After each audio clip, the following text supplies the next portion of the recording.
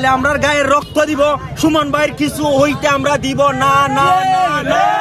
যেমন মারভূত হয়ে থাকো, সরাসরি আসো, আইয়া বলো আমরা সাইদুল সুমনকে আমরা মারবো, আমরা হত্যা করবো।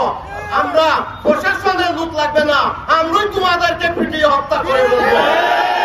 মধ্যে আছি যে আমরা জানি আমাদেরই হবিগঞ্জের রত্ন এস.এম. কিবরিয়াকে হত্যা করা হয়েছে। এই জন্য নেত্রীকে বিনয়ের সঙ্গে অনুরোধ জানাবো, ব্যারিস্টার সৈয়দ সাইদুল হক সুমন ভাইয়ের মতো একজন রত্নকে যেন যত্ন করে রাখা হয়। আপনারা হুমকি দিবেন, আপনাদের হুমকি, এই ধমকি, এই জুলারঘাট মাধবপুরবাসী মানবে। আমি অনতিবিলম্বে সংসদ চলছে, স্পিকার মহোদয়, স্বরাষ্ট্রমন্ত্রী, তাড়াতাড়ি আপনারা এই সাধারণ জনগণকে শান্ত করুন। একটা কথা বলতে চাই, যারা আপনারা হুমকি দামকি দিতেছেন এখন থেকে সাবধান হয়ে যান।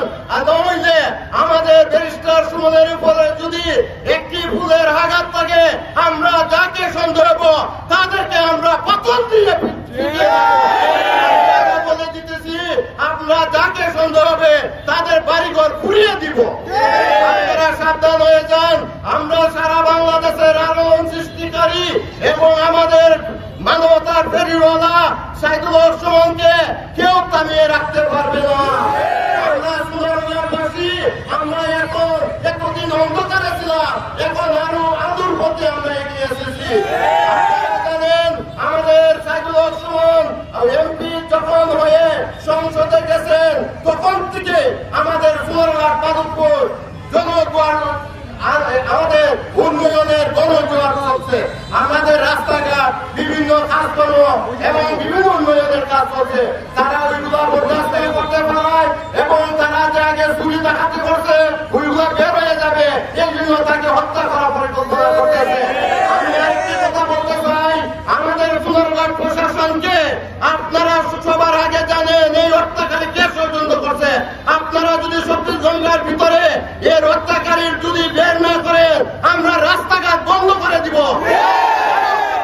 আমি বলে দিলাম, আর যতটুকু শক্তি লাগে আমি অতটুকু শক্তি দিয়ে আমি রাজপথে নামবো। আমি কোনো দল করি না, কোনো রাজনৈতিক করি না, আগে করছি কলেজে থাকতে আমি রাজনৈতিক করছি, আমাদের মতো কেউ রাজনৈতিক করে না। এখন আমরা বিদেশ বাড়ি গিয়ে এখন বাংলাদেশে আমি বিজনেস করতেছি, এই জন্য আমরা রাজপথ ছেড়ে দিছি, এটা মনে করবেন না। আমি যে কোনো ব্যাপারে আপনাদের সামনে আমি হাজির হইয়া আপনাদের যে কোনো ব্যাপারে আমি সাহায্য সহযোগিতা করে যাবো। নেমেছে আসলে তারা কি সাকসেসফুল হতে পারবে কিনা, আপনি কি না, আমরা বিশ্বাস করি কোনোভাবেই এই সময়ে জননেত্রী শেখ হাসিনা ডিজিটাল বাংলাদেশে এসে যখন এস.এম. কিবরিয়া হত্যা করা হয়েছিল তখন এতগুলো মিডিয়া ছিল না, তখন এই ডিজিটাল বাংলাদেশের ছোঁয়া ছিল না। জননেত্রী শেখ হাসিনা এই বাংলাকে ডিজিটাল বাংলা বানিয়েছে। সেই জায়গা থেকে আমরা বিশ্বাস করি কোনোভাবেই তারা সফল হতে পারবে না। আসলে হত্যার উদ্দেশ্যটা কেন হতে পারে বলে মনে করেন? দেখুন, ব্যারিস্টার সৈয়দ সাইদুল হক সুমন ভাই উনি এমপি হবার আগ থেকেই উনি বিভিন্ন অন্যায় অবিচারের বিরুদ্ধে প্রতিবাদ করে আসছেন, অসঙ্গতি নিয়ে কথা বলেছেন। এই বলার কারণে রিসেন্টলি উনি বড় বড় রাঘব বোয়াল যারা এদেশের মানুষের টাকাকে পাচার করে সুইস ব্যাংকে, কানাডা, ইউরোপের বিভিন্ন দেশের মধ্যে সম্পদ বাড়াচ্ছে, আমার দেশের মানুষকে শোষণ এবং নিপীড়ন করে, তাদের বিরুদ্ধে দাঁড়িয়ে গেছে। যারা সরকারের বিভিন্ন পর্যায়ে আমলা হয়ে তারা এই দেশটাকে শোষণ করছে, তাদের বিরুদ্ধে দাঁড়িয়েছে। সেই জন্য এই হত্যার পরিকল্পনা চলছে। তবে আমরা বিশ্বাস করি এই পরিকল্পনাকারীরা কখনো সাকসেস হতে পারবে না। আপনারা কি চাচ্ছেন? আমরা চাচ্ছি আমাদের নেত্রী জননেত্রী শেখ হাসিনা এদেশের প্রশাসন এর পদক্ষেপ নিবে এবং যারা এই পরিকল্পনা করেছে তাদেরকে বের করে আনবে। ধন্যবাদ। আমরা চাই উনার সফলতা, উনার সফলতা চাই, আর ঐক্যবদ্ধ হয়ে উনি আল্লাহর এই পৃথিবীর মধ্যে যতদিন আছেন ততদিন ভরা আমরা উনার সাথে আছি। পারলে আমরা গায়ের রক্ত দিব, সুমন ভাইয়ের কিছু হইতে আমরা দিব না না না।